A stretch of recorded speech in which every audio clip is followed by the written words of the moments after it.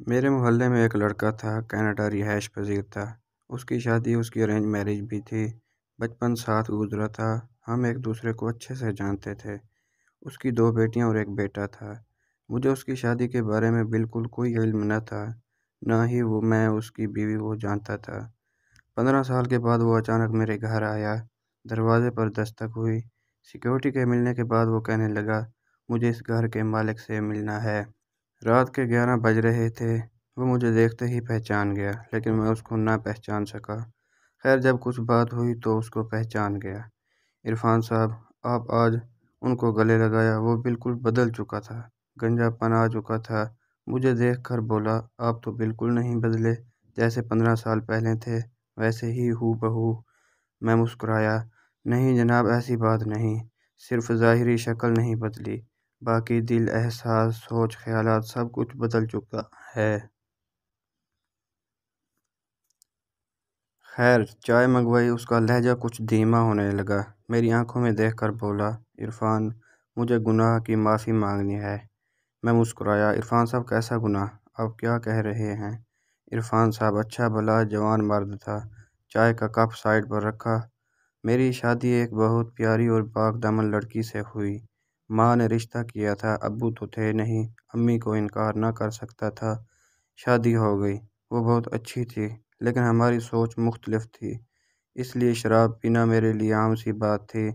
اس سے سگریٹ اور شراب سے سخت نفرت تھی۔ 1 سال کے بعد ہم میں بہت جھگڑے ہونے لگے۔ وقت گزرتا گیا، وہ حاملہ تھی کہ ہم میں کسی بات پر جھگڑا ہوا۔ میں اسے طلاق دے کر چلا گیا۔ میں واپس نہ پلٹا۔ آج 10 سال گزر گئے اسے چھوڑے ہوئے۔ میرے پاس بہت جائیداد ہے، لیکن میرا 2 بار پاس ہو چکا ہے۔ شاید اب میرے پاس زیادہ وقت نہیں ہے، جانے کب زندگی دکا دے جائے۔ وہ رو رہا تھا۔ میرا ہاتھ پکڑ لیا۔ میں اسے اور اپنے بچوں کو اپنانا چاہتا ہوں۔ مجھے بہت تیز بخار تھا، مجھ میں ہمت نہ تھی، پھر بھی اس کے کندھے پر ہاتھ رکھا۔ عرفان، اللہ سب بہتر کرے گا، تم اداس نہ ہو۔ وہ بالکل بلک کر رو رہا تھا۔ میرے بچوں کا کیا قصور تھا؟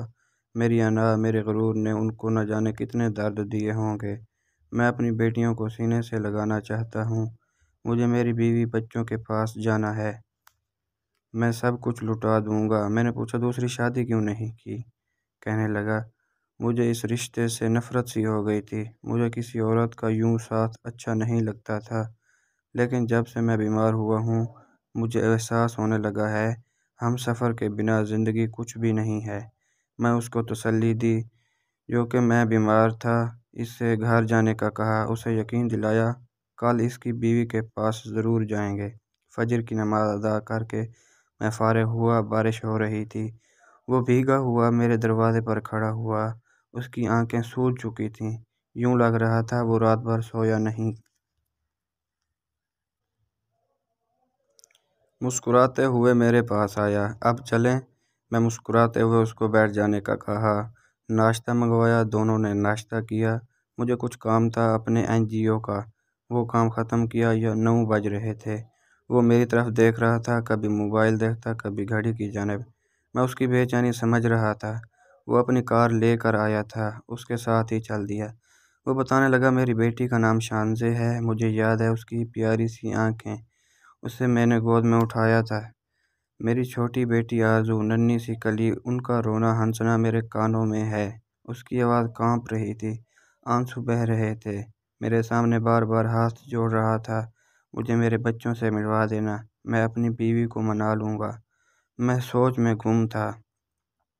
غصے میں کیے فیصلے جدا تو کر دیتے ہیں، لیکن وقت کے ساتھ پچھتاوا بھی ضرور رہتا ہے۔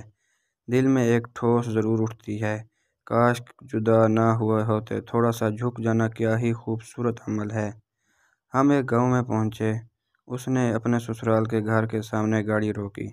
10 سال بعد وہاں لوٹا تھا۔ یہ ہے میری سجل کا گھر۔ دروازے پر دستک دی۔ کچھ لمحے بعد ایک چھوٹا لڑکا باہر آیا، ہم کو دیکھ کر خاموش کھڑا رہا۔ میں نے نام پوچھا، پھر پوچھا، آپ نے پاپا کو بھیجو؟ تو وہ آہستہ سے بولا، پاپا نہیں ہے، مما ہے۔ دوڑتا ہوا گھر میں گیا۔ اتنے میں ایک عورت باہر آئی، وہ عرفان کو دیکھتے ہی پہچان گئی تھی۔ تم یہاں؟ وہ عورت عرفان کی بیوی سجل کی بھابھی تھی۔ عرفان رونے لگا۔ بھابھی سجل کہاں ہے؟ بھابھی غصہ کرنے لگی۔ میں نے سمجھایا پلیز غصہ نہ کریں۔ خیر مختصر یہ کہ معلوم ہوا سجل کے ماں باپ مر چکے ہیں۔ سجل کا بوجھ ہم اٹھا نہیں سکتے تھے۔ وہ دوسرے محلے میں کرائے کے گھر میں اکیلی رہتی ہے بچوں کے ساتھ۔ ہم وہاں چل دیے۔ وہ کچا سا مکان، لکڑی کا دروازہ، گھر پر برائے نام دستک کیا دیتے اندر داخل ہو گئے۔ گوری چٹی سی بالکل ایک گڑیا پرانے کپڑے پہنے نلکے کے پاس بیٹھی برتن دھو رہی تھی۔ دوسری لڑکی ننگے پاؤں جھاڑو دے رہی تھی۔ عرفان دیکھتے ہی اپنی بیٹیوں کو پہچان گیا۔ آنکھوں میں آنسو تھے۔ زمین پر بیٹھ کر رونے لگا۔ وہ اتنی زور سے رویا کہ محلے کے لوگ جمع ہو گئے۔ اپنی بیٹیوں کو اس حالت میں دیکھ کر وہ تڑپ اٹھا تھا۔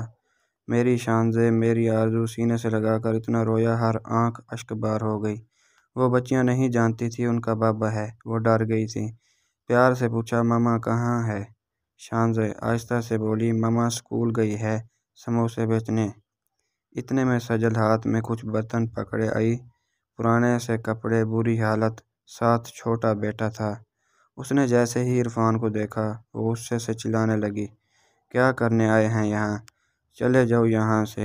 اس کی آواز کانپ رہی تھی۔ وہ اپنی بیٹیوں کو پکڑ کر کہنے لگی میرے گھر سے نکل جاؤ۔ 10 سال بعد کیا کرنے آئے ہو؟ مر گئے ہو میرے لیے تم۔ اس کی آنکھیں بھیگ گئی تھیں۔ عرفان سجل کے قدموں میں بیٹھ گیا۔ پاؤں پکڑ لیے۔ معاف کر دو مجھے۔ چل میرے ساتھ اپنے گھر۔ سجل نے انکار کر دیا۔ وہ کسی صورت بھی واپس نہیں جانا چاہتی تھی۔ عرفان رو رہا تھا۔ سب لوگ دیکھ رہے تھے۔ میں آگے بڑھا، سجل کے سامنے ہاتھ جوڑے سائیڈ پر لے گیا۔ سجل کو سمجھانے کے لیے اسے بتایا ہے عرفان بیمار ہے، وہ موت سے لڑ رہا ہے، وہ زندگی کی بازی ہار رہا ہے۔ مانا اس سے غلطی ہوئی تھی، اس نے ظلم کیا آپ پہ۔ اس کے چہرے کی جانب دیکھو ذرا، وہ کتنا تھک چکا ہے، وہ ہار چکا ہے۔ یہ جانتی ہو سجل، وہ ساری رات نہ سویا تھا۔ وہ ساری رات میرے گھر کے باہر کھڑا رہا کہ کل تم سے ملے گا، بچوں سے ملے گا۔ سجل دیکھو وہ کتنا بے بس ہے۔ آج پہلے 10 سال اس کی انا نے بیٹیوں کی خوشیاں چھین لی، اب تمہاری انا برباد کر دے گی۔ تم دونوں اپنی ضد میں اپنے بچوں کو کیوں بن موت مار رہے ہو؟ شاید سجل کو احساس ہو گیا تھا۔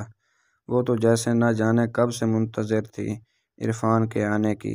وہ عرفان کے سینے سے لگ گئی، بچوں کو چومنے لگا، کبھی ہاتھ چومتا کبھی چہرہ، تینوں بچوں کو سینے سے لگا لیا۔ سجل کا ہاتھ پکڑا، کار میں بٹھایا، جانے لگا۔ وہ اپنی خوشی میں بھول گیا تھا کہ میں بھی ساتھ آیا تھا۔ میں مسکرا رہا تھا، شکر اللہ تم نے ان کو سمجھ عطا کی اور ایک کر دیا۔ کار تھوڑی دور گئی تو پھر رکی۔ واپس عرفان جلدی سے اتر کر آیا۔ سوری یار، میں آپ کو بھول گیا تھا۔ میں نے عرفان کے کندھے پہ ہاتھ رکھا۔ عرفان جاؤ، اپنی بیوی بچوں کے ساتھ زندگی گزارو، خوش رہو۔ وہ لاکھیں دعائیں دے رہا تھا۔ سب بہت خوش تھے۔ بچے بار بار دیکھ رہے تھے، کبھی بابا کی طرف دیکھتے۔ فارس کی بات کو سمجھو میرے معاشرے کے لوگوں، میں تم لوگوں کے لیے کھلی کتاب چھوڑ کر جا رہا ہوں۔ میں چیخ چیخ کر نصیحتیں کر رہا ہوں، میں سچی باتیں آپ کو صدقہ کر رہا ہوں۔ پلیز فارس کی کہی ہر بات کو دل پہ بسا لو، نہ کہ زندگی سدا ہے نہ انا باقی رہے۔